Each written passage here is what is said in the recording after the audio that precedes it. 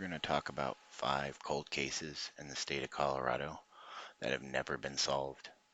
Colorado is known for its Rocky Mountains and its winter sports like skiing and snowboarding, and more recent, its legalization of recreational marijuana.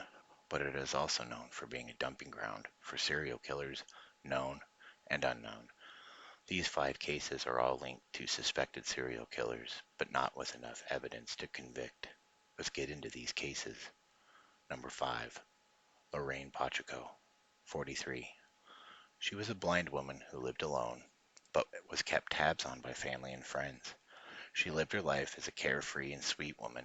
She always welcomed people into her apartment to talk and socialize and speak about the things she was interested in, such as cars and engines. Her boyfriend at a young age shot her in the head, and she became blind after being in a coma for a few days. Her older sister was killed by 2 men in a car in Adams County, Colorado in 1989. She suffered a lot in her life, and on May 14, 1997, her neighbors Clement Cauldron and Ruben Palma saw smoke pouring out of her apartment. They kicked in the front door and pulled her lifeless body out onto a grassy hill. She would later die en route to the hospital.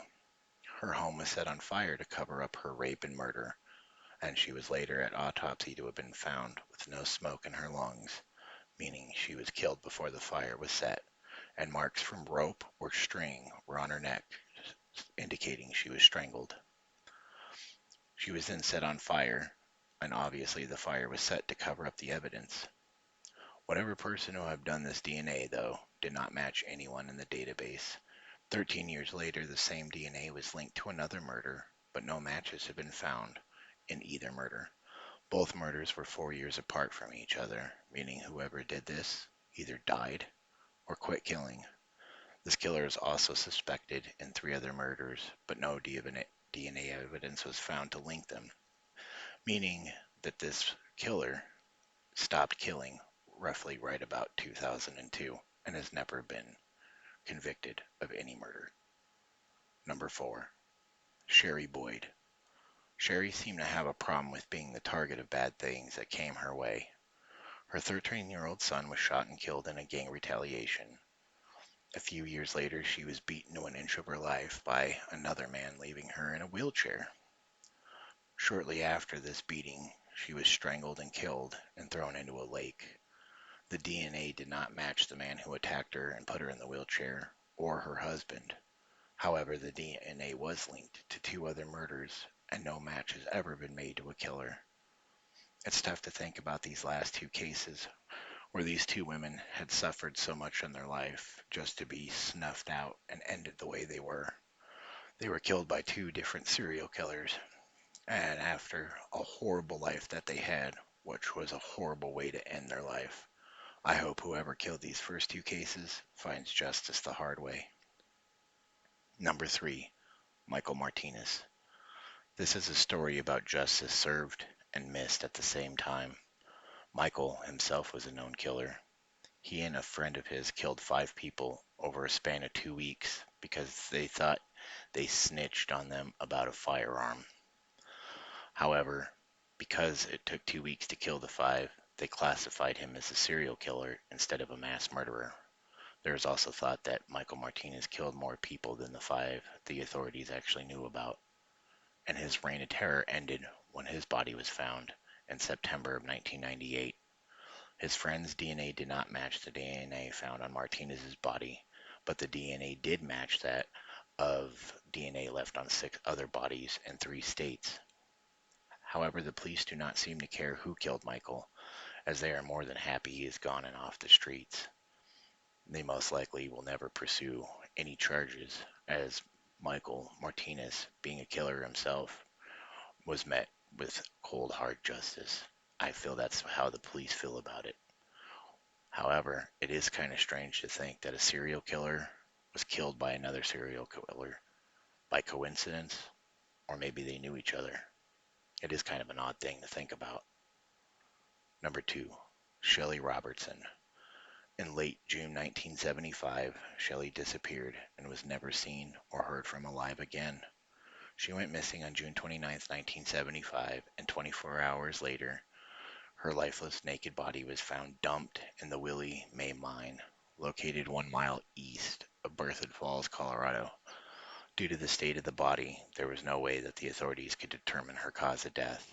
It has, however, been reported Shelley had a fight with her boyfriend just hours before she disappeared as she got out of the car and tried to hitchhike for a ride home.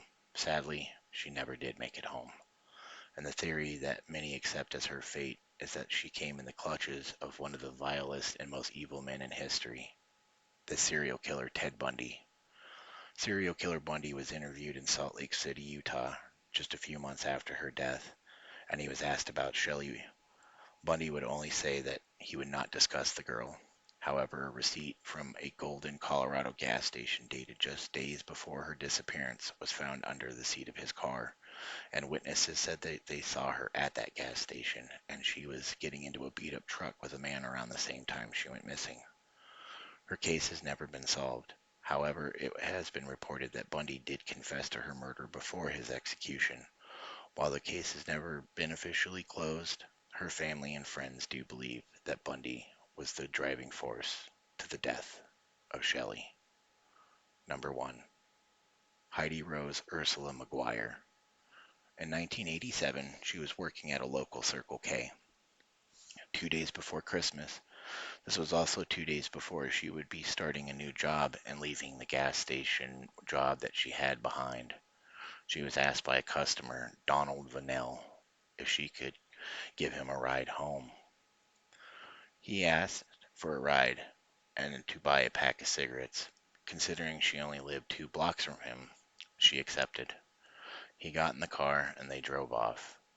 However, his story never made sense, as he stated that she came inside for a short while, had a soda, and then immediately left.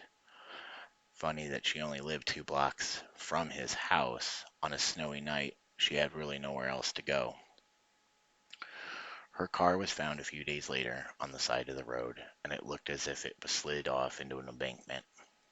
The doors were unlocked, something she was known not to ever do. She was kind of tall, and the seat was pushed all the way forward as if a much smaller driver was driving her car. Donald Vanell was only 5'4". She was 5'11". Her body was discovered a month and a half later in a field not far from her home. She was naked and displayed, like 8 other women from 1975 to 1995, who was killed and displayed in the same way. Vincent Groves, a known serial killer around the time, was arrested for murders that were similar, but the DNA that was done did not link him as the killer on any of these 8 women. However, he was linked to 12 murders and was executed in 1997. Vanell's profile matches most serial killers. He's ex-military, a loner, high IQ, worked with his hands, and he also smoked. They did find cigarette butts next to her dead body and was tested for DNA, but however did not match anyone. His DNA was never collected, and he died of cancer in 1995.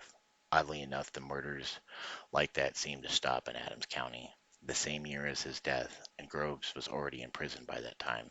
He died just 2 months after this, and 2 murders happened in 91 and 93 the same way, and Groves was already in prison. The only way that this could have been is if Vanell himself was a serial killer. If you liked the video, hit like and subscribe for more unsolved cases and mysteries. Thank you.